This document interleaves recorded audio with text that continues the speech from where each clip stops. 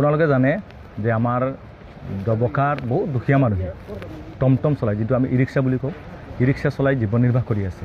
কিন্তু ডবকা পৌৰসভাই হঠাৎ এটা হঠকাৰী সিদ্ধান্ত গ্ৰহণ কৰিছে যে ডবকা পৌৰসভাৰ বাহিৰত, টাউনৰ বাহিৰৰ যিবিলাক টমটম আছে, সেই টমটমসমূহ যদি ডবকা টাউনত সোমায় তেনেহ'লে মাহেকত 1000 টকাকৈ টেক্স দিব লাগিব।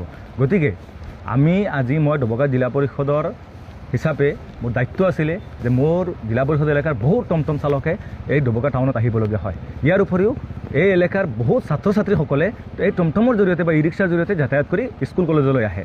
গতিকে মই আজি জিলা আয়ুক্তৰ কাৰ্যালয়ত আহি জিলা আয়ুক্ত মহোদয়ক এখন স্মাৰকপত্ৰ প্ৰদান কৰিছোঁ আৰু মই তেখেতক দাবী জনাইছোঁ যে পৌৰসভাৰ ডবকা পৌৰসভাই যিটো সিদ্ধান্ত গ্ৰহণ কৰিছে মাহেকত 1000 টকাকৈ টমটম চালকসকলে দিব লাগে, সেই সিদ্ধান্তটো তেখেতসকলে সলনি কৰিব লাগে আৰু টমটম চালকক 1000 টকাটো ৰেহাই দিব লাগে। গতিকে আমাক জিলা আয়ুক্ত মহোদয়ে আমাক এটা ভাল হেৰি দিছে। গতিকে মই আশা কৰোঁ যে অহা কেইদিনমানৰ ভিতৰত এই যে তেখেতসকলে ডবকা পৌৰসভাই যোনটো টেক্স লগাইছে সেই টেক্সটো হয়তো নাইকিয়া হৈ যাব। গতিকে মই জিলা আয়ুক্ত মহোদয়কো আপোনালোকৰ সংবাদ মাধ্যমৰ যোগেদি মই ধন্যবাদ জ্ঞাপন কৰিছোঁ।